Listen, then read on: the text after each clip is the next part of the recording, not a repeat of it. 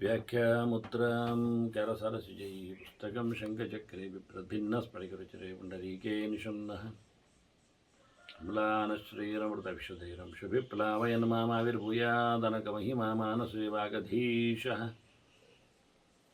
नमस्ते प्राणेश प्रणतविभुवायावनिमगः नमस्वामिन् रामप्रियतमनमन् गुरुगुण नमस्तुभ्यं भीमप्रबलतमकृष्णेष्टभगवन् नमः श्रीमन्मध्वप्रदिश सुदर्शन्नो जय जय श्रीगुरुभ्यो नमः नारायणं सुरगुरुं जगदेकनाथं भक्तप्रियं सकललोकनमस्कृतं च त्रैगुण्यवर्जितमजं विमाद्यमीशमुन्दे भुवग्नम् अमरासुरसिद्धवन्द्यं नारायणं नमस्कृत्य नरं चैव नरोत्तमं देवीं सरस्वतीं व्यासं ततो जयमुदीरये.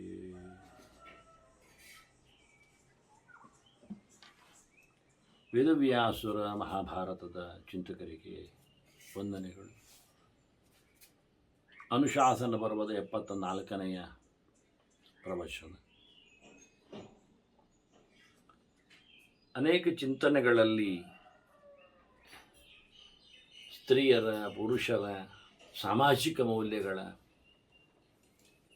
ಒಟ್ಟಭಿಪ್ರಾಯದಲ್ಲಿ ಭೀಷ್ಮರ ಒಂದು ಮಾತು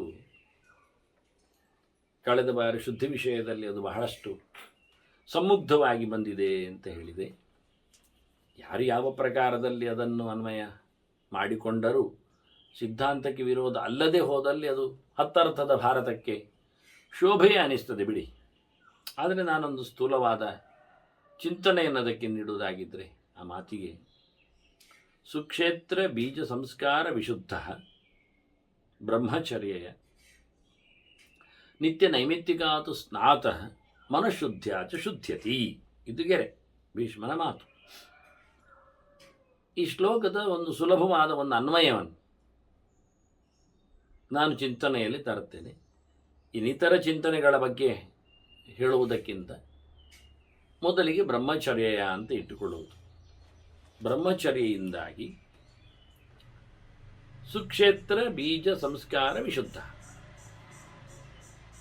ಬ್ರಹ್ಮಚರ್ಯವನ್ನು ಕಾಪಾಡಿಕೊಂಡಾಗ ಮಾತ್ರವೇ ನಾವು ಕಳೆದ ಬಾರಿ ಚಿಂತನೆಯನ್ನು ನೋಡಿಕೊಂಡಿದ್ದೇವೆ ಹೇಗೆ ಅಂತ ಹೇಳಿ. ಮದುವೆಗಾಗಿ ಹೊರಟವನ ಕತೆ ಹೇಗಿತ್ತು, ಅವನೇನು ಹೇಳಿದ ಉತ್ತರ ದಿಕ್ಕಿಗೆ ಅಂತ. ಅವ ಮದುವೆಯಾದ ಬಳಿಕ ಬೀಜಾವಾಪ ಮಾಡಲಿಕ್ಕೆ ಇರುವುದರಿಂದ ಅದಕ್ಕಿಂತ ಮೊದಲು ವೀರ್ಯನಾಶವನ್ನು ಮಾಡಿಕೊಳ್ಳಿಕ್ಕಿಲ್ಲ ಎನ್ನುವ ನೆಲೆಯಲ್ಲಿ ಬ್ರಹ್ಮಚರ್ಯಕ್ಕೊಂದು ಪ್ರಾಧಾನ್ಯ.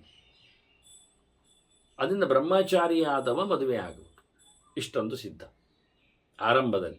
ಅದರಿಂದ ಬ್ರಹ್ಮಚರ್ಯ ಸುಕ್ಷೇತ್ರ ಬೀಜ ಸಂಸ್ಕಾರ ವಿಶುದ್ಧ. ಕ್ಷೇತ್ರ ಶುದ್ಧ ಇರುತ್ತದೆ, ಇದರಿಂದ ಬೀಜ ಶುದ್ಧವೆನಿಸ್ತದೆ, ಮತ್ತು ಸಂಸ್ಕಾರದಿಂದಲೂ ಆತ ಶುದ್ಧನಾಗ್ತಾನೆ. ಬೇಕಾದಂತಹ ವಿವಾಹ ಸಂಸ್ಕಾರ ಆಗಲಿಕ್ಕಿರ್ತದೆ, ಅಜ್ಞಾನಯನಾದಿಗಳು. ಹೀಗೆ ಬ್ರಹ್ಮಚರ್ಯೆಯ ಸುಕ್ಷೇತ್ರ ಬೀಜ ಸಂಸ್ಕಾರ ವಿಶುದ್ಧ. ಬ್ರಹ್ಮಚರ್ಯೆಯ ಸ್ನಾತಃ, ವಾಸ್ತವವಾಗಿ ಅವನು ಅಧ್ಯಯನವನ್ನು ಮಾಡಿಕೊಂಡು ಮುಗಿಸಿ ಬಂದ ಬಳಿಕ ಅವನಿಗೆ ವಿವಾಹದ ಅಧಿಕಾರ ಇರುವಂಥದ್ದು. ಮತ್ತು ನಿತ್ಯ ನೈಮಿತ್ತಿಕಾತ್ ಮನಃಶುದ್ಧಿಯ ನಿತ್ಯ ನೈಮಿತ್ತಿಕಾತ್, ಮನಃಶುದ್ಧಿಯಿಂದ ನಿತ್ಯ ಕರ್ಮಗಳನ್ನು ನೈಮಿತ್ತಿಕಗಳನ್ನು ಮಾಡುವವು. ನಿತ್ಯವಾದದ್ದನ್ನು ಬಿಡುವಂತಿಲ್ಲ, ನೈಮಿತ್ತಿಕವಾದದ್ದನ್ನು ಆಚರಣೆ ಮಾಡದೆ ಹೋಗುವಾಗೂ ಇಲ್ಲ. ನೈಮಿತ್ತಿಕವಾದದ್ದೀಗ ನಾವು ಗ್ರಹಣ ಅಂತ ಇಟ್ಟುಕೊಂಡ್ರು, ಗ್ರಹಣ ಸ್ನಾನಾದಿಗಳು ನೈಮಿತ್ತಿಕವಾಗಿದ್ದರು, ಮಾಡದೇ ಹೋದಲ್ಲಿ ದೋಷವನ್ನು ನಿಮಿತ್ತ ಹಿಡಿದು ಬಂದದ್ದು.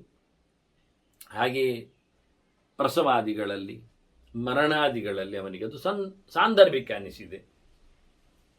ಅಂತಹ ನೈಮಿತ್ತಿಕಗಳು ಮುಖ್ಯವಾಗಿ ಇವನ್ನೆಲ್ಲ ನಡೆಸಿಕೊಡುವವನು ಅಂತ ಅರ್ಥ. ಮನಃಶುದ್ಧಿಯ ನಿತ್ಯ ನೈಮಿತ್ತಿಕಾತ್,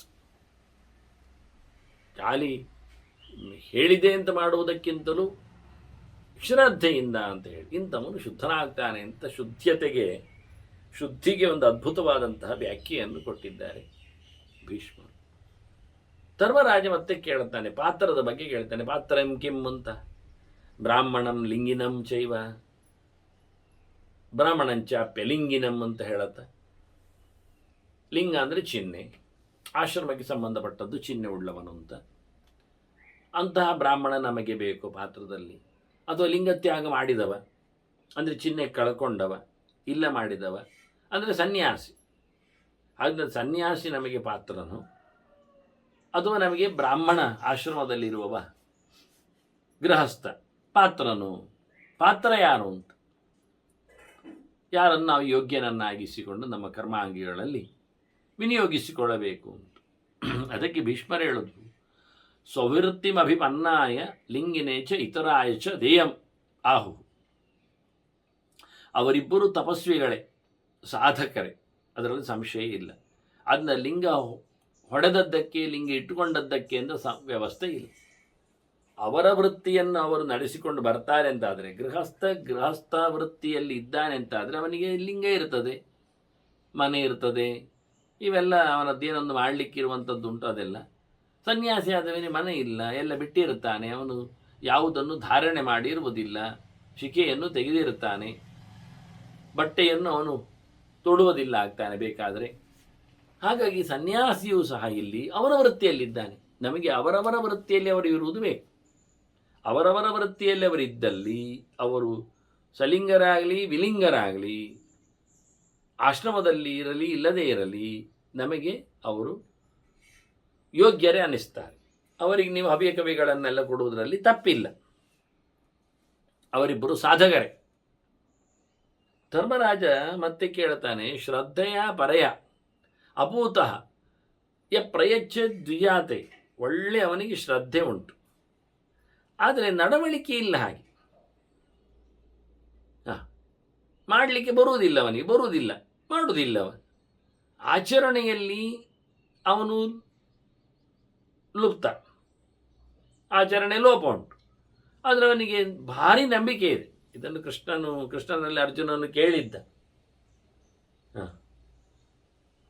ಅದೇ ಕ್ವಶನ್ ಈಗ ಧರ್ಮರಾಜ ಕೇಳುತ್ತಾನೆ, ಎಂತ ಆಗ್ತದೆ ಅಂತವನದ್ದು ಕಥೆ ಏನಾಗ್ತದೆ. ಅದಕ್ಕೆ ಭೀಷ್ಮರು ಹೇಳುತ್ತಾರೆ, ಶ್ರದ್ಧೆ ಪ್ರಧಾನ ಇಲ್ಲಿ ವಿಷಯ ಮುಖ್ಯ. ಶ್ರದ್ಧಾಭೂತಃ ನರಸ್ತಾತ ದುರ್ದಾಂತೋಪಿ ನ ಸಂಶಯ ಭೂತಃ. ಅವನು ಇಂದ್ರಿಯ ನಿಗ್ರಹ ಇಲ್ಲದೇ ಇದ್ದಲ್ಲಿಯೂ ಅವನಲ್ಲಿ ಶ್ರದ್ಧೆ ಉಂಟು ಅಂತಾದರೆ ಅವನು ಪವಿತ್ರನೇ. ಬಹಳ ದೊಡ್ಡದಾದ ಒಂದು ಮಾತಾಡ್ತಾನೆ, ದುರ್ದಾಂತಹ ಅಂತ. ಯದ್ವಾ ತದ್ವಾ ಅವನ ಆಚರಣೆ ಇದ್ದಲ್ಲಿಯೂ ಅವನಿಗೆ ನಂಬಿಕೆ ಉಂಟಲ್ಲ, ದೇವರ ಮೇಲೆ ಶ್ರದ್ಧೆ ಉಂಟಲ್ಲ, ಇದು ಕೆಲಸ ಮಾಡ್ತದೆ.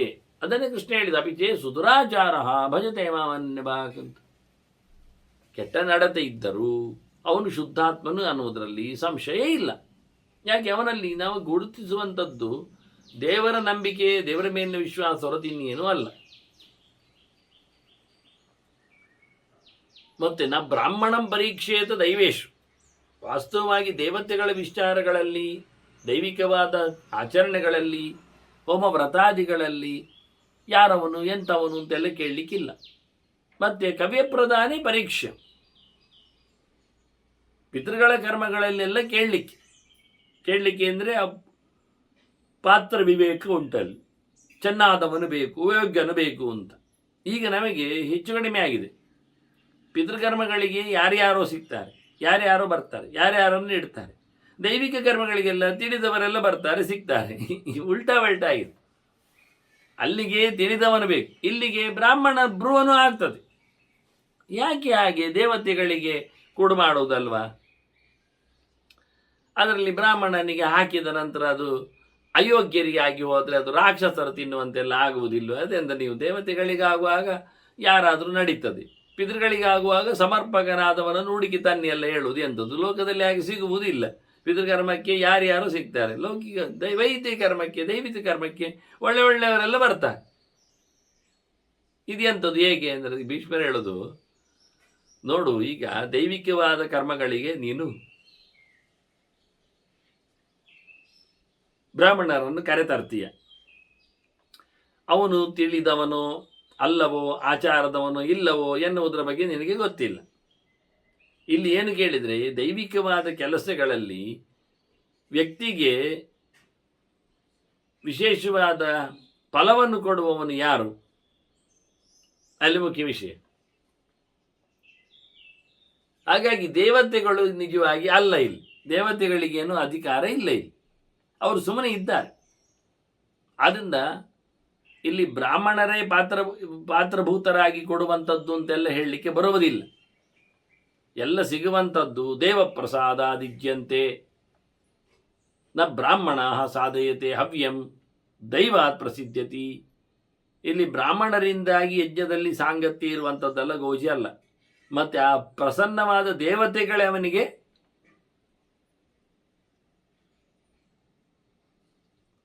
ಎಲ್ಲ ಅಭೀಷ್ಟವನ್ನು ಕೊಡ್ತಾರೆ. ಯಜಮಾನನು ಸಹ ದೇವತೆಗಳ ಮೇಲಿನ ಪ್ರೀತಿಯಿಂದ ಮಾಡುವಂಥದ್ದು. ಇಲ್ಲಿ ದೇವಪ್ರಸಾದಾದಿಜ್ಯಂತೆ ಯಜಮಾನೈ ನ ಸಂಶಯ. ಅದರಿಂದ ಯಜಮಾನ ವರ್ಗವು ಬ್ಲೈಂಡ್ ಆಗಿ ದೇವತೆಗಳ ಮೇಲಿನ ಭರವಸೆಯಲ್ಲಿಯೇ ಕರ್ಮಾಂಗ ಮಾಡ್ತಾರೆ. ಇಲ್ಲಿ ಬರುವವನು ಸಹ ದೇವರ ಮೇಲಿನ ಭರವಸೆಯಲ್ಲಿ ಮಾಡುತ್ತಾ ಇರೋದ್ರಿಂದ ಇಲ್ಲಿ ಬ್ರಾಹ್ಮಣರು ಯಜ್ಞವನ್ನು ಇದನ್ನೆಲ್ಲ ದೇವತೆಗಳ ಪರವಾಗಿ ಸಾಧಿಸಿಕೊಳ್ಳುವುದೇನಿಲ್ಲ. ಆದರೆ ಪೈತೃಕಗಳಲ್ಲಿ ಆಗಲ್ಲ, ಅಲ್ಲಿ ಅವರೇ ಪ್ರಧಾನವಾಗಿದ್ದಾರೆ. ಬ್ರಾಹ್ಮಣ ಪಾತ್ರಭೂತಾಶ್ಚ ಶುದ್ಧಾ ನೈವ ಪಿತೃಶ್ವಿಗ.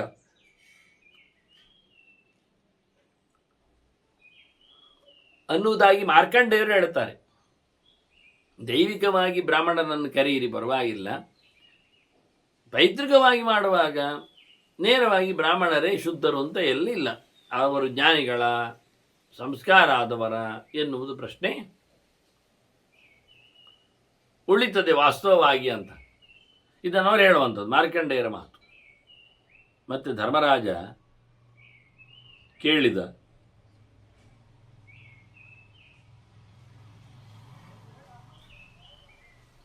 ಎಷ್ಟು ಬಗೆಯ ಪಾತ್ರರನ್ನು ನಾವು ಗಮನಿಸಬಹುದು.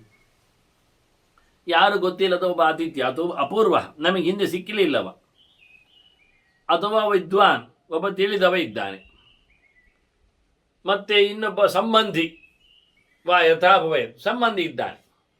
ಸಂಬಂಧಿ ಖಾಲಿ ಸಂಬಂಧ ಇದ್ದರೆ ಪ್ರಯೋಜನ ಇಲ್ಲ, ಗೊತ್ತುಂಟು. ಸಂಬಂಧಿ ವಿದ್ವಾಂಸನಾಗಿದ್ದರೆ ಎಂದೇನೋ ಅರ್ಥವೂ ಬರ್ತದೆ. ಮತ್ತು ಹೇಳ್ತಾನೆ ತಪಸ್ವಿ, ಒಳ್ಳೆ ತಪಸ್ಸು ಮಾಡುವವನು, ಜನಜಂಗುಳಿಯಲ್ಲಿ ಇಲ್ಲದವನು.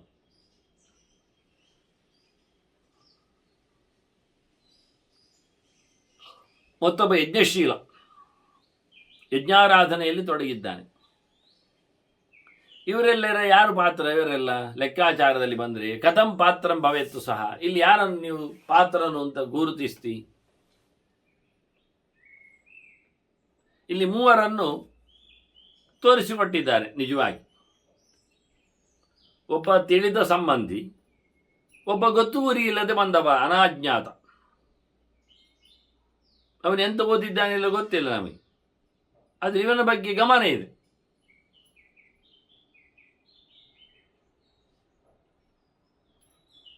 ಮತ್ತೊಬ್ಬ ಅವನು ತಪಸ್ವಿ ಯಜ್ಞಶೀಲ, ಸುಮ್ಮನೆ ಕಾಟಾಕೋಟಿಗಾಗಿ ಯಜ್ಞ ಮಾಡುವವಲ್ಲ, ಅರಿತು ಕಾಯವನ್ನು ಶೋಷಣೆ ಮಾಡಿಕೊಂಡು ಉಪವಾಸ ವ್ರತಾದಿಗಳಲ್ಲಿ ಯಜ್ಞ ಮಾಡ್ತಾನೆ. ತಿಂದು ಮಾಡುವುದು ಅಲ್ಲ, ಫ್ಯಾಷನ್ ಅದು ಇವತ್ತು. ಉಪವಾಸವದ ಕಾರ್ಯ ಜಪಹೋಮ ಅಮರಾರ್ಚನಂ ಇರುವುದಲ್ವ.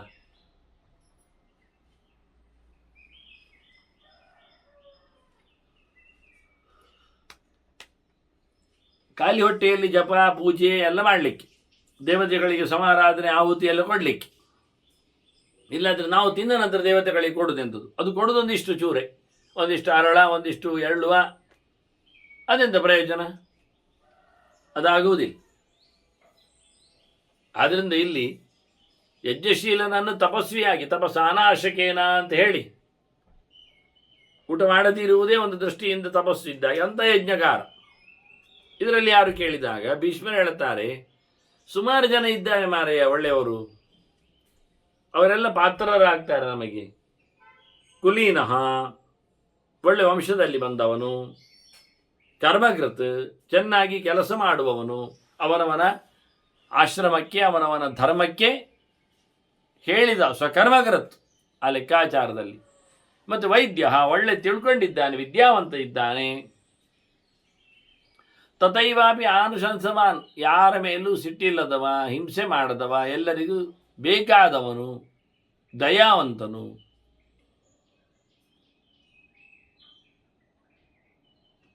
ಮತ್ತು ಅದರ ಹಾಗೆ ಶ್ರೀಮಾನ್ ತಪ್ಪು ಮಾಡಲಿಕ್ಕೆ ನಾಚಿಕೆ ಪಡುವವನು, ಅಧರ್ಮ ಮಾಡೋದಿಲ್ಲವ.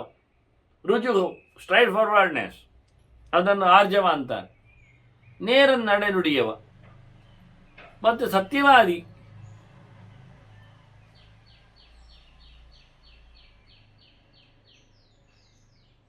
ಇವರೆಲ್ಲ ಪಾತ್ರ. ಅದರೊಟ್ಟಿಗೆ ಪೂರ್ವೇಚ್ಛ ತೇತ್ರಯ, ಹಿಂದೆ ಹೇಳಿದ 3 ಜನರು. ಅಪೂರ್ವನಾದವ, ತಿಳಿದ ಸಂಬಂಧಿ, ತಿಳಿಯದವ ಸಂಬಂಧಿ ನಮಗೆ ಬೇಡ. ಸಂಬಂಧಿ ನಮಗೆ ಇಷ್ಟ ಯಾವಾಗ? ಅವನು ವಿದ್ವಾಂಸನಾದಾಗ. ಅದರಂತೆ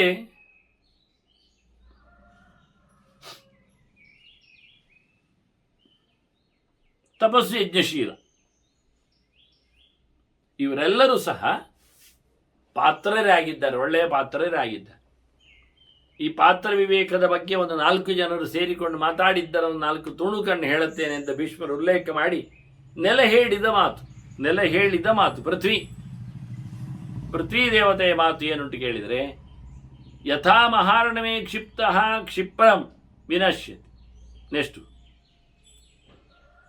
ಈಗ ದೊಡ್ಡ ಸಮುದ್ರಕ್ಕೆ ಬಿಸಾಡೋದು, ಅದು ಮತ್ತೆ ನಮಗೆ ಸಿಗ್ತದಾ? ಇಲ್ಲ, ಹೋಯ್ತೆ, ಹೋಗಿ ಬಿಡ್ತು. ಹೋಗಬೇಕಲ್ಲಿ ಆಗಿದ್ದಾರೆ ನಾವು ಎಲ್ಲರೆಲ್ಲ ಹಾಕಿ ವಿಸರ್ಜನೆ ಮಾಡಿ ಬನ್ನಿ. ಎಲ್ಲಿಗೆ? ಸಮುದ್ರಕ್ಕೆ ಅಂತ. ಸಮುದ್ರದಲ್ಲಿ ವಿಸರ್ಜನೆ ಮಾಡಿದರೆ ಮತ್ತೆ ಹಿಂದೆ ಸಿಗುವುದಿಲ್ಲ ಅನ್ನೋ ಗ್ಯಾರಂಟಿ.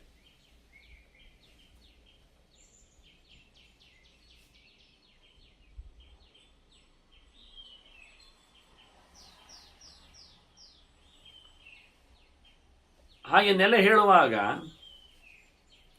ಹಾಕಿದ್ದೆಲ್ಲ ಸಮುದ್ರಕ್ಕೆ ಅದು ಹೋಗಿಯೇ ಹೋಗುವುದರಿಂದ ತದಾ ಒಂದು ದೃಷ್ಟಿಯಲ್ಲಿ ನೋಡಿದರೆ ದುಶ್ಚರಿತಂ ಸರ್ವಂ ತ್ರೈನಿತ್ಯೇ ನಿಮಜ್ಜತೆ.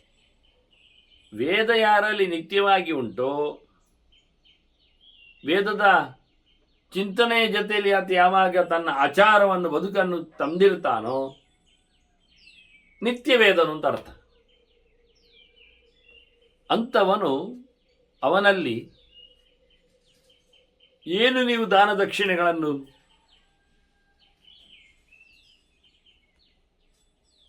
ಸಮರ್ಪಿಸಿಕೊಂಡರು ಅದರಿಂದಾಗಿ ನಿಮ್ಮ ಸಕಲ ಪಾಪಗಳು ಸಹ ನಿವೃತ್ತಿ ಆಗ್ತವೆ ಎಂದು. ಇದು ಪೃಥ್ವಿಯ ಮಾತು. ಅದರಂತೆ ಕಾಶ್ಯಪರು ಹೇಳಿದ್ದಾರೆ, ಪೃಥ್ವಿಯನ್ನು ದಾನ ಪಡೆದವರು.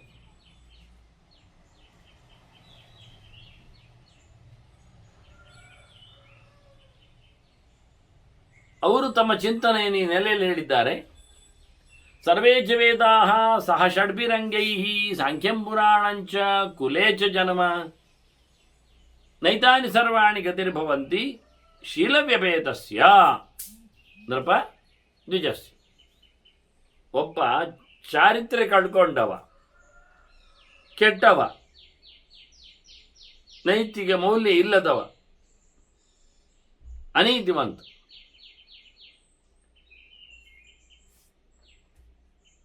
ಇದರಿಂದಾಗಿ ಅವನು ಮೌಲ್ಯವನ್ನು ಕಡಿಮೆ ಮಾಡಿಕೊಳ್ತಾನೆ. ಎಷ್ಟರ ಮಟ್ಟಿಗೆ ಅಂದರೆ, ಎಷ್ಟೆಲ್ಲ ವೇದಗಳನ್ನು ವೇದಾಂಗಗಳನ್ನು ಅವನು ಅರಿತುಕೊಂಡಿದ್ದರೂ, ಅತ್ತ ಸಾಂಖ್ಯಶಾಸ್ತ್ರವನ್ನು ಅದರ ಮೂಲ ಚಿಂತನೆಯನ್ನು ಪಡೆದಿದ್ದರು, ಸೂರ್ಯನಿಗೆ ಮತ್ತು ಒಳ್ಳೆ ಕುಲದಲ್ಲಿ ಹುಟ್ಟಿ ಬಂದಿದ್ದರು, ಪುರಾಣಾದಿಗಳನ್ನು ಕಲಿತಿದ್ದರು. ಇವೆಲ್ಲ ಅವನಿಗೆ ಒಳ್ಳೆಯದಾಗುವುದಿಲ್ಲ. ಇದರಿಂದ ವೇದಾಂಗಗಳ ಅಧ್ಯಯನ ಇದ್ದು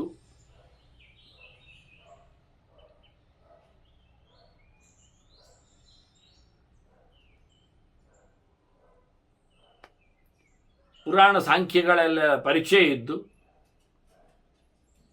ಒಳ್ಳೆ ವಂಶದಲ್ಲಿ ಬಂದಿದ್ದರೂ ಸಹ ಅವನು ಚಾರಿತ್ರ್ಯಹೀನನಾಗಿದ್ದರೆ ನಮಗೆ ಪಾತ್ರ ಅನಿಸಿಕೊಳ್ಳುವುದಿಲ್ಲ ಅಂತ ಹೇಳಿ ಕಾಶ್ಯಪರು ಹೇಳಿದ್ದನ್ನು ಉಲ್ಲೇಖ ಮಾಡ್ತಾರೆ. ಕಾಶ್ಯಪರಷ್ಟೇ ಅಲ್ಲದೆ ಅಗ್ನಿ ಹೇಳಿದ ಮಾತನ್ನು ಉಲ್ಲೇಖ ಮಾಡ್ತಾರೆ. ಅಗ್ನಿ ಹೇಳ್ತಾನೆ, ಅಧೀಯಾನಃ ಪಂಡಿತಂ ಮನ್ಯಮಾನಃ ಯೋ ವಿದ್ಯೆಯಾ ಹಂತಿ ಯಶ ಪರೇಶಾಂ. ಒಬ್ಬ ಓದಿಕೊಂಡಿದ್ದಾನೆ, ಒಳ್ಳೆ ತಿಳ್ಕೊಂಡಿದ್ದಾನೆ ಅನ್ನತಕ್ಕ ಅಭಿಮಾನ ಇದೆ, ಗರ್ವವೂ ಇದೆ. ಇದರಿಂದಾಗಿ ತನ್ನ ಅಧ್ಯಯನದಿಂದ ಇತರರ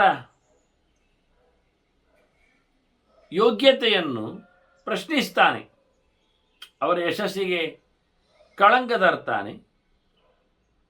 ಅಂಥವನು ಒಳ್ಳೆಯ ವಿಷಯವನ್ನು ಪಡೆಯುವುದಿಲ್ಲ. ಏನಾಗ್ತಾನವನು? ತಿಳಿದವರನ್ನು ಹೊಡೆದಾಗೆ ಆಯಿತು, ಬ್ರಹ್ಮಹತ್ಯೆ ಮಾಡಿದ ಪಾಪಕ್ಕೆ ಗುರಿಯಾದ ಆಯಿತು. ಹಾಗಾಗಿ ಬ್ರಹ್ಮನ್ ನತೇನ ಲಭತೆ ಬ್ರಹ್ಮವಂಧ್ಯಾಂ ಸತೇನ ಲಭತೆ ಬ್ರಹ್ಮವಂಧ್ಯಾಂ. ಒಬ್ಬ ತಿಳಿದವನನ್ನು ಘಾಸಿಗೊಳಿಸಿದಾರ ಪಾಪಕ್ಕೆ ಬಲಿಯಾಗುವುದರಿಂದ ಲೋಕಾಸ್ತಸ್ಯ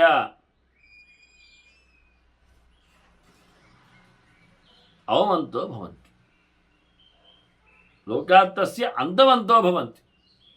ಅಂಥವನಿಗೆ ಸದ್ಗತಿಗಳು ಆಗುವುದಿಲ್ಲ ಅಂತ, ಅವನು ಬೆಳೆಯಲಾರ ಅಂತ ಉಲ್ಲೇಖ ಮಾಡಿ.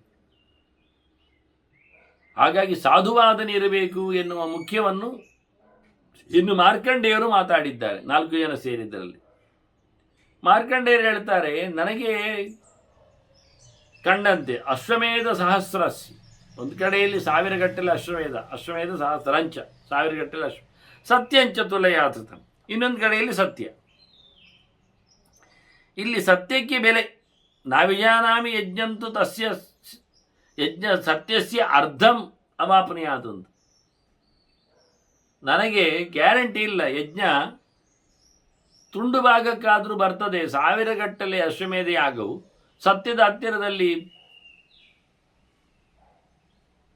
ಅದನ್ನು ನೋಡಿಕೊಂಡರೆ ಸತ್ಯದ ಚೂರು ಭಾಗಕ್ಕೂ ಸಹ ಬರುವುದಿಲ್ಲ 1000 ಗಟ್ಟಲೆ ಅಶ್ವಮೇಧ ಯಾಗ ಅಂತ ಅನಿಸ್ತದೆ. ಆದ್ದರಿಂದ ಸತ್ಯವೇ ಪ್ರಧಾನ ಅನ್ನುವ ಹಾಗೆ ಪಾತ್ರನ ದೃಷ್ಟಿಯಲ್ಲಿ ಅವರು ಮಾತಾಡಿದ್ದಾರೆ ಅಂತ ಉಲ್ಲೇಖ ಮಾಡ್ತಾ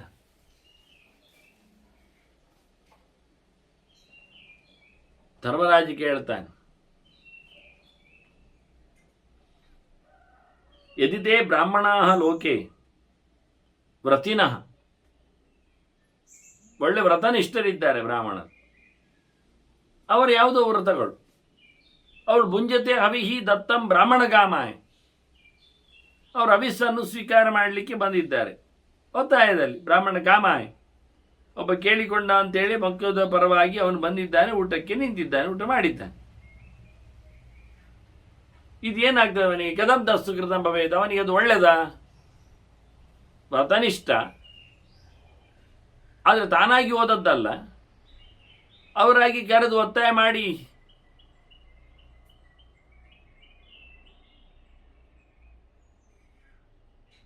ಹಾಕಿದ್ದಾರೆ, ಪಡೆದಿದ್ದಾರೆ. ಯಾಕೆಂದ್ರೆ ಅವನು ಗೃಹಸ್ಥನಿಗೆ ಇದ್ದಲ್ಲಿ ಇರಬೇಕಲ್ಲ, ಇಲ್ಲಾಗಿ ಬಿಟ್ಟಿದೆ, ಕರ್ಕೊಂಡು ಹೋಗಿದ್ದಾರೆ, ಊಟ ಮಾಡಿದ್ದಾನೆ.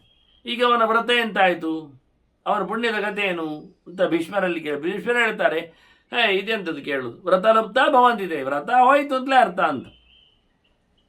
ಒಬ್ಬ ಒಳ್ಳೆಯವ ಕೇಳಿದ್ದಾನೆ, ಅವನ ಅನುಕೂಲಕ್ಕಾಗಲಿ ಒಳ್ಳೆಯ ಉದ್ದೇಶದಲ್ಲಿ ಕೇಳಿದ್ದಾನೆ, ಅವರನ್ನು ಅದು ಯಾವುದು ಇಲ್ಲಿ ಬರುವುದಿಲ್ಲ. ವ್ರತ ಲೋಪ ಆದದ್ದು ಆದದ್ದೇ. ಹೆಚ್ಚಿನವರಲ್ಲಿ ಎಲ್ಲಿ ಸೋಲ್ತಾರೆ. ನಿಮ್ದು ಎಂಥ ವ್ರತ ಇದ್ರೂ ಪರವಾಗಿಲ್ಲ ಮಾರಾಯರೆ, ಸಾಧನೆಯ ಲೆಕ್ಕ ಇದು, ಶಾಸ್ತ್ರ ಹೇಳಿದ ಲೆಕ್ಕ. ಆದ್ದರಿಂದ ಎಂತಾದರೂ ಊಟಕ್ಕೆ ಬರಬಹುದು, ಊಟ ಮಾಡಬಹುದು, ಪರವಾಗಿಲ್ಲ, ಅದು ಆಗುವುದಿಲ್ಲ ಅಂತ. ಒಬ್ಬನ ವ್ರತ ಇದ್ದರೆ ಹಾಗೆ ಆ ವ್ರತವನ್ನು ಕಳೆಯುವಂತೆಲ್ಲ ವ್ರತಲೋಪ ಆಗುವುದು ಸತ್ಯವೇ. ಈ ವಿಷಯದಲ್ಲಿ ಪರವಾಗಿಲ್ಲ ಹೇಳಿಕೊಂಡು ಯಾವುದೋ ಒಂದು ವ್ರತ ಇಟ್ಟುಕೊಂಡಿದ್ದಾನವ. ಅದನ್ನ ವ್ರತನಿಷ್ಠನಿಗೆ ಪರಾನ್ನ ಭೋಜನದಲ್ಲಿ ಬಲಾತ್ಕಾರ ನಡೆದಲ್ಲಿ ಅದು ಸರಿಯಾಗುವುದಿಲ್ಲ ಅಂತ ಹೇಳಿದ. ವ್ರತಭಂಗ ಆಗುವುದು ಆಗ್ತದೆ, ಇದರಲ್ಲಿ ಪರವಾಗಿಲ್ಲ, ಹಾಗಲ್ಲ, ಪಿತೃಕರ್ಮ ಅದು ಎಂಥದ್ದು ಹೇಳಲಿಕ್ಕಿಲ್ಲ, ಎಕ್ಸ್ಕ್ಯೂಸ್ಗಳು ನಡೆಯುವುದಿಲ್ಲ ಅಂತ ಅರ್ಥ.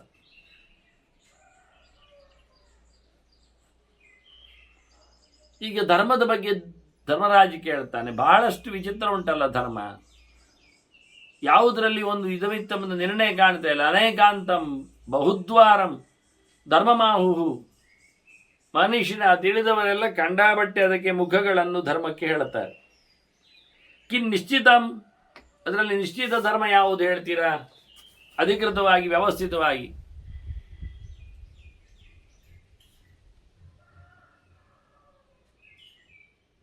ಅದಕ್ಕೆ ಭೀಷ್ಮರು ಎಲ್ಲ ಒತ್ತಂದದಲ್ಲಿ ಮುದ್ದೆಯಾಗಿ ಹೇಳುವುದಾದರೆ ಅಹಿಂಸಾ ಸತ್ಯಂ ಅಕ್ರೋಧ ಅನುಶಂಸ್ಯಂ ದಮಸ್ತತ ಆರ್ಜವಂಚೈವ ರಾಜೇಂದ್ರ.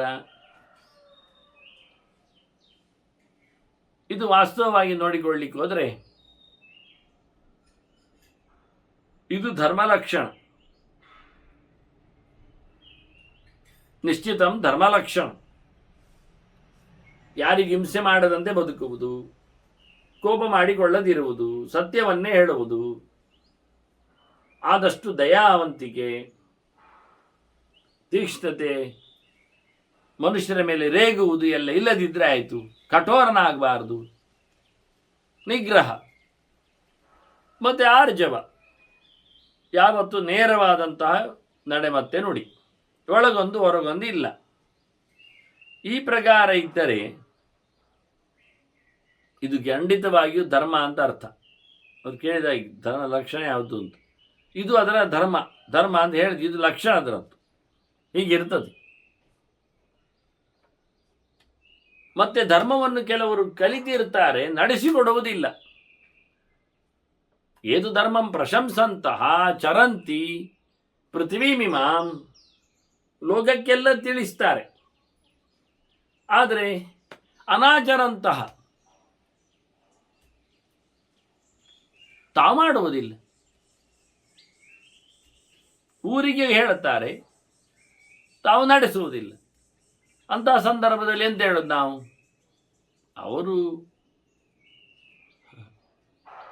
ಅವರು ಸಂಕರೇ ಬಿರತಾಹ ಅನ್ಬೇಕು ನಾನು. ಮತ್ತೆಂದು ತಾವು ಮಾಡುವುದಿಲ್ಲ, ಹೇಳುವುದೊಂದು ಮಾಡುವುದೊಂದಾದರೆ ಅದು ಸಾಂಕರ್ಯ ಆಯ್ತಲ್ಲ.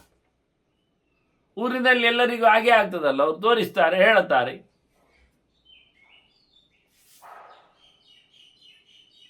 ಇದರಿಂದ ಅವರು ಮಾಡದೇ ಇರುವುದನ್ನು ನೋಡಿ, ಹೇಳುವುದೊಂದು ಮಾಡುವುದೊಂದು ಅಂದಾಗ, ಬೇರೆ ಮಾಡುವುದನ್ನು ನೋಡಿ ಒಂದಕ್ಕೊಂದು ಸಂಬಂಧ ಇಲ್ಲ ಅಂದಾಗ ಅದು ಹೆಚ್ಚು ಕಮ್ಮಿ ಹಾಗೇ ಆಗ್ತದೆ ಒಂದಲ್ಲ ಒಂದಿನ.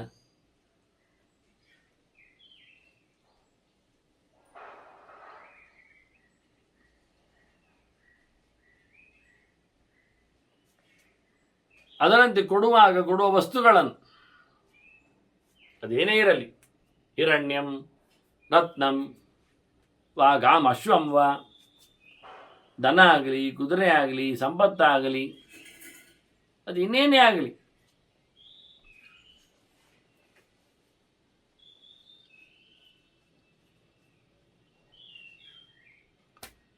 ಅಂಥವರಿಗೆ ತೇಭ್ಯೋ ಹಿರಣ್ಯಂ ರತ್ನಂ ವ, ಆಚರಣೆಯಲ್ಲಿ ಇಲ್ಲದೆ ಆಚಾರದ ಬಗ್ಗೆ ಹೇಳ್ತಾ ಬಂದವನಿಗೆ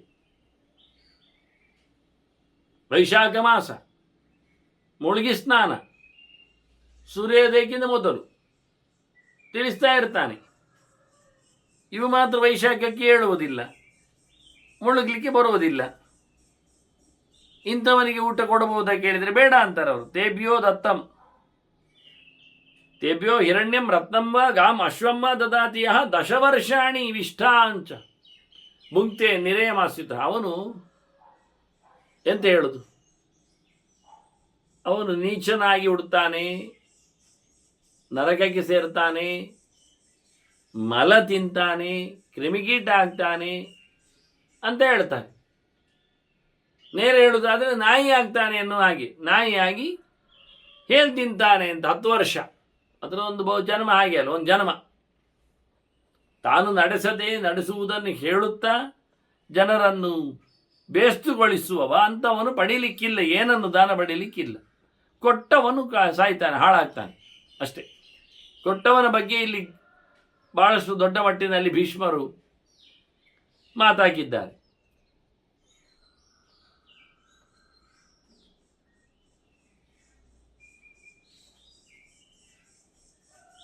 ಮತ್ತೊಂದು ವಿಷಯ, ಸಂಪತ್ತಿನಿಂದ ಬೆಳೆದಿರ್ತಾರೆ, ಹಾಗಾಗಿ ಸಂಪತ್ತಿಗಾಗಿ ಅವರು ಇಂಥವರಿಗೆಲ್ಲ ಕೊಡಮಾಡ್ತಾರೆ.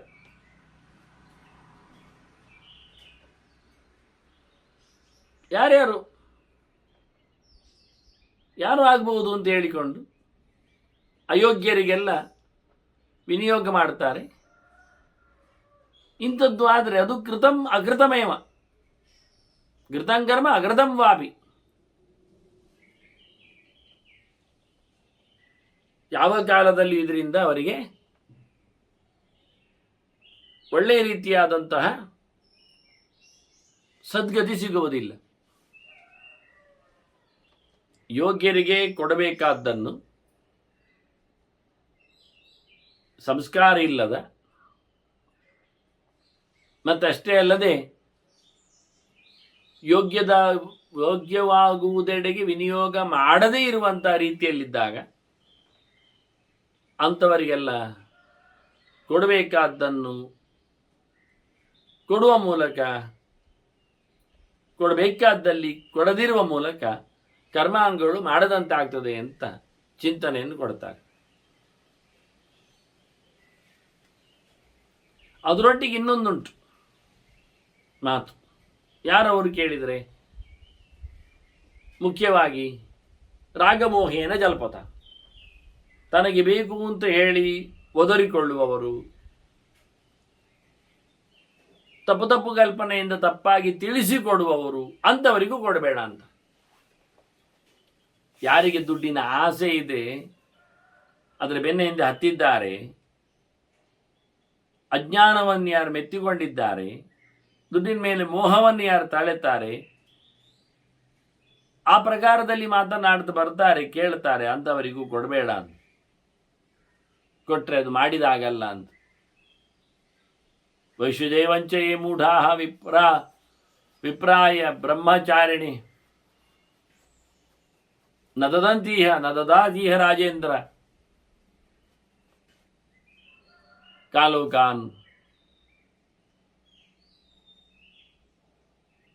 ತೈಲೋಕಾನ್ ಭುಂಜತೆ ಅಶುಭಾನ್.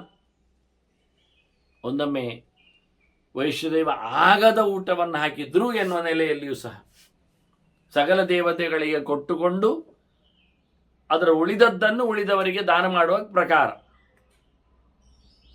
ಇಂತಹ ವ್ಯವಸ್ಥೆಗಳು, ಅದು ತಿಳಿಯದವನಾಗಲಿ, ಅಂದರೆ ಬ್ರಹ್ಮಚಾರಿಗೆ ಭಿಕ್ಷೆಯನ್ನೇ ಕೊಡುವುದಿರಲಿ, ಅತಿಥಿಗೆ ಊಟ ಹಾಕುವುದೇ ಇರಲಿ, ಅಂಥವರು ಪೂಜೆ ಪುನಸ್ಕಾರ ಮಾಡದೆ, ಅಗ್ನಿಮುಖದಲ್ಲಿ ಆಹುತಿಗಳನ್ನು ನೀಡದೆ ಸೊತ್ತನ್ನು ಇನ್ನೊಬ್ಬರಿಗೆ ಕೊಡುವಂತಿಲ್ಲ. ಕೊಟ್ಟರೆ ಅವನು ಒಳ್ಳೆಯ ಲೋಕವನ್ನು ಪಡೆಯುವುದಿಲ್ಲ. ಧರ್ಮರಾಜ ಕೇಳ್ತಾನೆ, ಈಗ ಬ್ರಹ್ಮಚರ್ಯದಲ್ಲಿನ ಒಂದು ಶ್ರೇಷ್ಠ ವಿಷಯ, ಕಿಂಪರಂ ಬ್ರಹ್ಮಚರ್ಯಂ, ಕಿಂಪರಂ ಧರ್ಮ ಲಕ್ಷಣ. ಧರ್ಮದಲ್ಲಿ ಲಕ್ಷಣ ದೊಡ್ಡದಾದ ವಿಷಯ, ಶ್ರೇಷ್ಠ ಯಾವುದಕ್ಕೆ ಹೇಳ್ತೀರಿ? ಹಾಗೆಯೇ ಕಿಂಚ ಶ್ರೇಷ್ಠತಮಂ ಶೌಚಂ, ಶೌಚ ವಿಷಯ, ಮಡಿವಂತಿಕೆ ವಿಷಯ, ಶುದ್ಧತೆ, ಅದರಲ್ಲಿ ಅತ್ಯಂತ ಶ್ರೇಷ್ಠವಾದ ಬಗೆ ಯಾವುದು? ಬಗೆ ಎಷ್ಟೋ ಪ್ರಕಾರದಲ್ಲಿ ಬ್ರಹ್ಮಚರ್ಯವನ್ನು ಹೇಳ್ತಾರಲ್ಲ, ಹಾಗೆ ಎಂಥದ್ದು ಎಂಥ ಶ್ರೇಷ್ಠ ಅಳಿತಾನೆ. ನಿಜವಾಗಿ ಬ್ರಹ್ಮಚರ್ಯದ ಶ್ರೇಷ್ಠ ಅಂದರೆ ಏನು ಗೊತ್ತುಂಟ? ಭೀಷ್ಮನ ಹೇಳ್ತಾರೆ, ಬ್ರಹ್ಮಚರ್ಯಂ ಪರಂ ಶ್ರೇಷ್ಠ್ಯಂ ಮಧುಮಾಂಸಸ್ಯ ವರ್ಜನಂ ಅಂತ. ಬ್ರಹ್ಮಚರ್ಯದಲ್ಲಿ ಬ್ರಹ್ಮ ಅಂದರೆ ಭಗವಂತ ಅಂತ ಇಟ್ಕೊಳ್ಳಿ, ಅದರೆಡೆಗೆ ಸಾಗುವಂಥ ಒಂದು ಧರ್ಮ. ಅದಕ್ಕಾಗಿ ಬ್ರಹ್ಮ ಅಂದರೆ ವೇದದೆಡೆಗೆ ಚರ್ಯ. ಇದು ಮುಖ್ಯ ವಿಷಯ. ದೇವರೆಡೆಗೆ ಸಾಗುವಾಗ, ವೇದದೊಡನೆ ಸಾಗುವಾಗ ಮನಸ್ಸು ಎಲ್ಲಿಯೋ ಹೋದರೆ, ಕುಡಿದವನ ಮನಸ್ಸು ಎಲ್ಲಿಯೋ ಇರ್ತದೆ, ತಿಂದವನ ಮನಸ್ಸು ವೇದಕ್ಕೆ ಹೋಗುವುದಿಲ್ಲ. ಯಾಕೆ? ವೇದ ಬಲಿಯನ್ನು ಒಪ್ಪುವುದಿಲ್ಲ, ಪ್ರಾಣಿ ಬಲಿಯನ್ನು ಹೇಳುವುದಿಲ್ಲ ಅದು. ಆದ್ದರಿಂದ ಮಾಂಸ ತಿನ್ನುವವನೇನಾಗ್ತಾನೆ? ಪ್ರಾಣಿ ಬಲಿಯನ್ನು ತಿಂದಾಗ ಆಗ್ತದೆ, ಪ್ರಾಣಿ ಬಲಿ ಕೊಟ್ಟಾಗ ಆಗ್ತದೆ ಅವನು. ಆದ್ದರಿಂದ ವೇದ ಹೇಳ್ತದೆ ಇದು ನನಗೆ ಇಷ್ಟ ಇಲ್ಲ ಅಂತ. ಅದು ಇದು ಬ್ರಹ್ಮಚರ್ಯ ಅಂದರೆ ಆದಷ್ಟು ಮಧು ಮಾಂಸಗಳು, ಆದಷ್ಟಲ್ಲ ವಾಸ್ತವವೇ, ಕುಡಿಯುವುದು ಮತ್ತೆ ತಿನ್ನುವುದು, ಮಾಂಸ ಭಕ್ಷಣ ಮತ್ತು ಸುರಾಪಾನ, ಇದೆರಡು ನಿಷಿದ್ಧವಾದದ್ದು ಅಂತ. ಅದರಿಂದ ಬ್ರಹ್ಮಚರ್ಯದಲ್ಲಿ ಶ್ರೇಷ್ಠ ಯಾವುದು ಹೇಳಿದರೆ ಇದು ಇಲ್ಲದಿರುವುದು. ಅದರಿಂದ ಅವನಿಗೆ ಮನಸ್ಸು ದೇಹ ಶುದ್ಧವಾಗಿರ್ತದೆ. ಆದ್ದರಿಂದ ವೇದ ದೇವ ಅವನಿಗೆ ಶುದ್ಧನಾಗ್ತಾನೆ.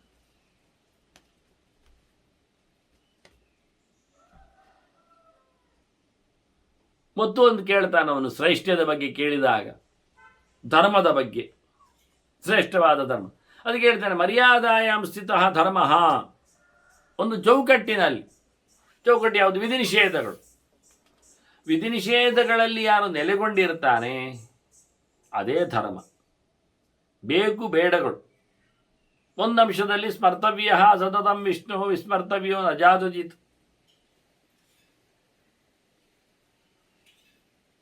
ಸರ್ವೇ ವಿಧಿ ನಿಷೇಧಾಸ್ಯು ಏತೆಯೋರೇವ ಕಿಂಕರಾಹ ಅಂತ. ದೇವರ ಎಚ್ಚರ, ದೇವರ ಮರೆವು, ಇದುವೇ ಬೇಕು ಬೇಡಗಳ ಕಂತೆ.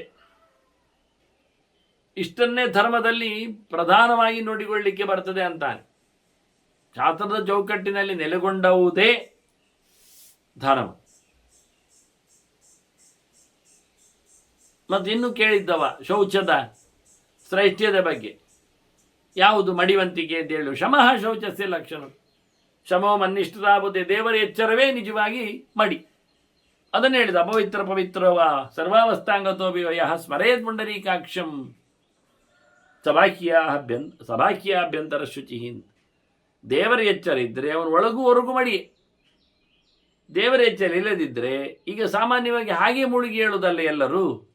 ದೇವರ ಎಚ್ಚರ ಬಿಡಿ, ದೇವರ ನಾಮವೂ ಹೇಳುವುದಿಲ್ಲಲ್ಲ. ಹೋದ ದಳಮ್ಮ ಬಿದ್ದ ನೀರಿಗೆ ಎದ್ದು ಮೇಲೆ ಬಂದ. ಎಲ್ಲಿ ರಿಚುವಲ್ಸ್ಗಳು, ಧಾರ್ಮಿಕ ಪ್ರಕ್ರಿಯೆಗಳು, ಪೂಜೆ ಪುನಸ್ಕಾರಗಳು, ಮಠ ಮಂದಿರಗಳು ಎಲ್ಲ ಇರ್ತವೆಯೋ ಅಲ್ಲಿಯ ಕ್ರಮ ಇದು. ಇನ್ನು ಉಳಿದವರ ಕ್ರಮ ಇದು. ಉಳಿದವರು ಎಲ್ಲಿ ಹೇಳ್ತಾರೆ? ಬಾತ್ರೂಮಲ್ಲಿ ಮುಳುಗ್ಲಿಕ್ಕೆ ಇರ್ತದ? ಹಾಗಾಗಿ ದೇವರ ನಾಮ ಹೇಳಲಿಕ್ಕೆ ಬರ್ತದ? ನದಿ ನಾಮಗಳ ಚಿಂತನೆ, ದೇವರ ನಾಮದ ವ್ಯವಸ್ಥೆ, ಇದು ಯಾವುದೂ ಇಲ್ಲದೆ ಮಡಿ ಅಂತ ಹೇಳಿಕೊಂಡು ತಿರುಗ್ತಾರೆ. ಅದಲ್ಲ ಅಂತ ನೀವು ದೇವರ ನಾಮ ಹೇಳು, ಅದು ಮುಳುಗದಿದ್ರೂ ಮಡಿ ಆಗ್ಬೋದು. ಧರ್ಮರಾಜ ಕೇಳಿದ, ಕಸ್ಮಿನ್ ಕಾಲೇ ಚರೇತ್ ಧರ್ಮಂ. ನಾನು ಧರ್ಮವನ್ನು ಮಾಡುವುದು ಯಾವಾಗ, ಯಾವ ಹೊತ್ತಿನಲ್ಲಿ? ಹಾಗೆ ಕಸ್ಮಿನ್ ಕಾಲೇ ಚ ಅರ್ಥ ಆಚರೇತ್. ದುಡ್ಡಿನ ವಿಷಯವನ್ನು ಯಾವಾಗ ನಾನು ಚರ್ಚೆ ಮಾಡಲಿಕ್ಕೆ ತಗೊಳ್ಬೇಕು? ಅದರಂತೆ ನನ್ನ ಸುಖವೂ ಸಹ ಯಸ್ಮಿನ್ ಕಾಲೇ ಸುಖೀ ಚ ಸ್ಯಾತ್. ಕಾಮಭೋಗಗಳಿಗೆ ಸಮಯ ಎಂತದ್ದು ಕೊಡುವುದು? ಅದಕ್ಕೆ ಭೀಷ್ಮರು ಹೇಳ್ತಾರೆ, ಕಾಲೇಮರ್ಥಂ ನಿಷೇವೇತ. ಬೆಳಿಗ್ಗೆ ದುಡ್ಡಿನ ಬಗ್ಗೆ ಮಾತಾಡು, ಲೆಕ್ಕಾಚಾರ ಎಲ್ಲ ನೋಡಿ ಬಜೆಟ್ ಏನು ಅಂತ ಅರ್ಥ ಆಗ್ತದೆ.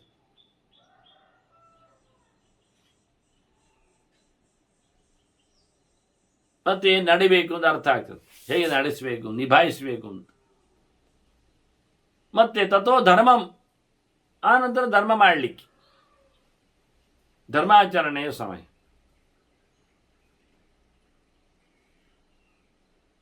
ಮತ್ತೆ ಇರುವ ಸಮಯ ಯಾವುದು ಕೇಳಿದರೆ ಆನಂತರ ಕಾಮಕ್ಕೆ ಅವಕಾಶ ಅಂತಾನು ಅಷ್ಟೆ.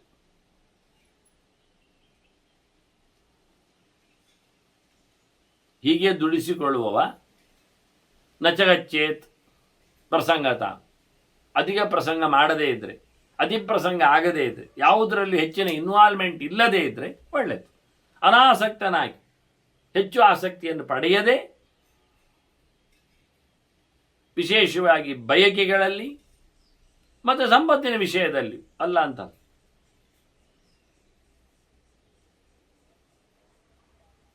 ಇದಿಷ್ಟು 3 ಪ್ರಕಾರಗಳನ್ನು ಉಲ್ಲೇಖ ಮಾಡಿಕೊಂಡು ಹೇಳಿದ್ದವನು.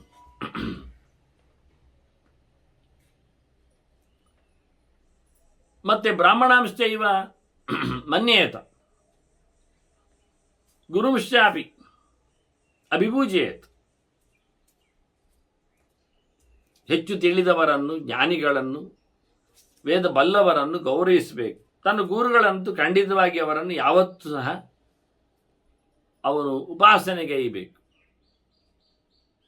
ಮತ್ತು ಎಲ್ಲರ ಮೇಲೆಯೂ ಅವನು ಅವಕಾಶವನ್ನು ನೋಡಬೇಕು. ಸರ್ವಭೂತಾನುಲೋಮಸ್ತು. ಗುರುಗಳಲ್ಲಿ ಮಾತ್ರ ದೇವರಲ್ಲ,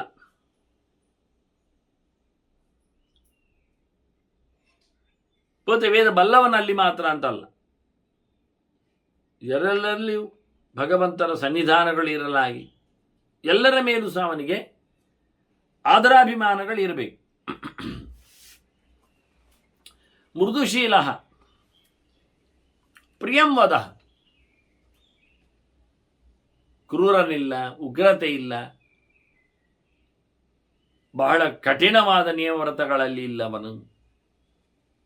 ಒಳ್ಳೆ ಮಾತು ಆಗ್ತಾನೆ, ಆಡಬೇಕಾಗ್ತದೆ. ಹಾಗೆ ಅಧಿಕಾರೇ ಅದು ಅನೃತಂ, ಅಧಿಕಾರದಲ್ಲಿದ್ದಾಗ ಸುಳ್ಳು ಹೇಳಿಕೊಂಡು ಕೆಲಸ ಮಾಡಿಸಿಕೊಳ್ಳುವುದು ಅದು ತಪ್ಪಲ್ವಾ? ದುರ್ಬಳಕೆ ಅಧಿಕಾರದ್ದು.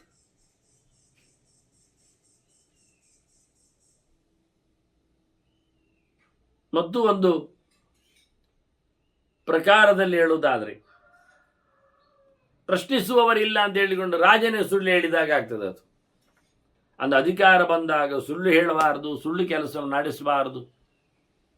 ಹೆಚ್ಚ ರಾಜಸು ಪೈಶೂನಂ, ಕೆಲಸ ಆಗುವುದಾದರೆ ಹಿರಿಯರ ಹತ್ತಿರ, ಮಾಲೀಕರ ಹತ್ತಿರ, ಅಧಿಕಾರಿಗಳ ಹತ್ತಿರ, ರಾಜರ ಹತ್ತಿರ ಚಾಡಿ ಹೇಳುವುದು ಅದು ತಪ್ಪೆ. ಇಡಿಸಿ ಹಾಕುವುದು ಅದು ಸಮಯ. ಮತ್ತೆ ಗುರುಶ್ಚ ಅಲೀಕ ನಿರ್ಬಂಧ, ಗುರುಗಳಲ್ಲಿ ಭಾರಿ ಒತ್ತಾಯ.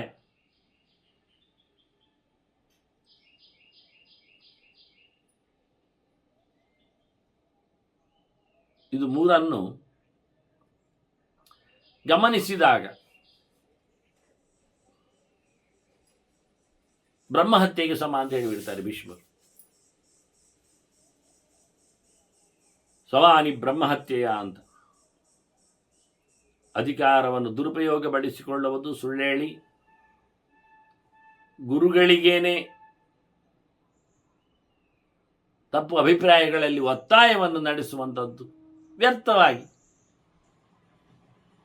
ದೊಡ್ಡವರ ಹತ್ತಿರದಲ್ಲಿ ಹಿಡಿಸಿಯಾಗಿ ತನ್ನ ಬೇಳೆ ಬೇಯಿಸಿಕೊಳ್ಳುವಂಥದ್ದು, ಇದು ಭಾರಿ ದೊಡ್ಡದು. ಸುಳ್ಳು ಅದು ಮಾತಿನ ಕಥೆಯಲ್ಲಿ ಬರುವುದರಿಂದ ಅದು ಬ್ರಹ್ಮಹತ್ಯೆಗೆ, ಬ್ರಹ್ಮ ಅಂದರೆ ವೇದ, ಅದು ಸತ್ಯ, ಸರಿಯಾಯಿತದು. ಹಾಗೆ ರಾಜ ಅತ್ಯಂತ ಎತ್ತರದಲ್ಲಿ ಇರಲಿಕ್ಕೆ ಹೋಗಿ ಅದು ಕೆಲಸ ಮಾಡುವುದರಿಂದ ಅವನಲ್ಲಿ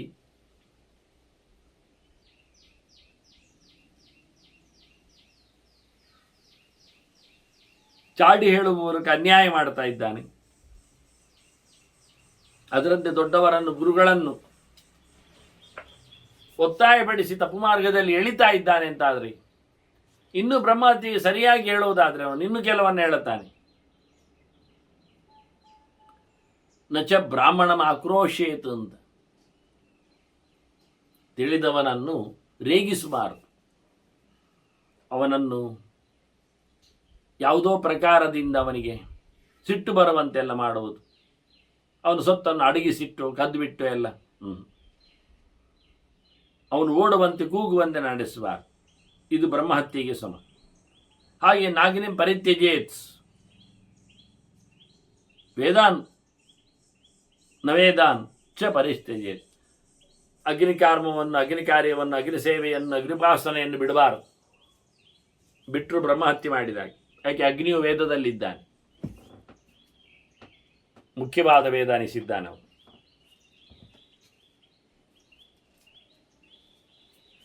ಅದರಂತೆ ವೇದಗಳನ್ನು ಪರಿತ್ಯಾಗ ಮಾಡಿದರೆ, ವೇದ ಶಬ್ದಕ್ಕೂ ಬ್ರಹ್ಮವೇ ಅರ್ಥ ಅಲ್ವ, ನಿಜವಾಗಿ ಬ್ರಹ್ಮಹತ್ಯೆ ಬರ್ತದೆ. ಇನ್ನು ಎದುರೊಟ್ಟು ಇಟ್ಟುಕೊಂಡಾಗ ರಾಜರ ಬಗ್ಗೆ ಹೇಳಿದ್ದಕ್ಕೆ, ಅಧಿಕಾರಿಗಳ ಬಗ್ಗೆ ತಿಳಿಸಿಕೊಟ್ಟ ಹಾಗೆ ಅಧಿಕಾರಿಗಳಿಗೆ ಹೊಡಿಬಾರದು. ಪರೈರನ್ನ ನರೇಂದ್ರೇಶು ನಚಗಾಂ, ಹಾಗೆ ದನಕ್ಕೂ ಸಹ ಹೊಡಿಲಿಕ್ಕಿಲ್ಲ. ಇವೆಲ್ಲ ಭ್ರೂಣ ಹತ್ಯೆ ಮಾಡಿದ ಪಾಪಕ್ಕೆ ಸಮಾನಾಗ್ತದೆ.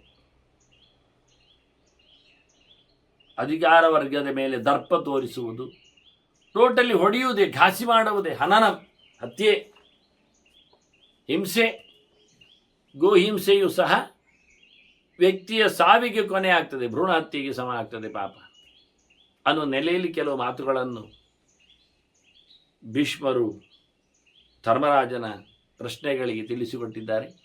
ಇನ್ನೂ ಅನೇಕ ಜಿಜ್ಞಾಸೆಗಳಲ್ಲಿ ಭೀಷ್ಮ ಅವರ ಹತ್ತಿರದಲ್ಲಿ ಧರ್ಮರಾಜ ತನ್ನ ಪ್ರಶ್ನೆಗಳನ್ನು ತೋಡಿಕೊಳ್ಳುತ್ತಾನೆ. ಅದಕ್ಕೆ ಇಂಥದ್ದೇ ಮಾರ್ಮಿಕವಾದ ಧಾರ್ಮಿಕ ಪ್ರಶ್ನೆಗಳು, ಮಾರ್ಮಿಕ ಉತ್ತರಗಳು ಅಂತ ನೆಲೆಯಲ್ಲಿ ಸಣ್ಣ ಸಣ್ಣದಾಗಿ ಕೆಲವು ಸಿಂಪಲ್ ವಿಚಾರಕವಾಗಿ ಅದನ್ನು ಮತ್ತೆ ಸೇರಿದಾಗ ಕೇಳುವ ವಂದನೆಗಳೊಂದಿಗೆ ಶ್ರೀಕೃಷ್ಣ ಅರ್ವಸ್ತು. ನಾರಾಯಣ ನಾರಾಯಣ.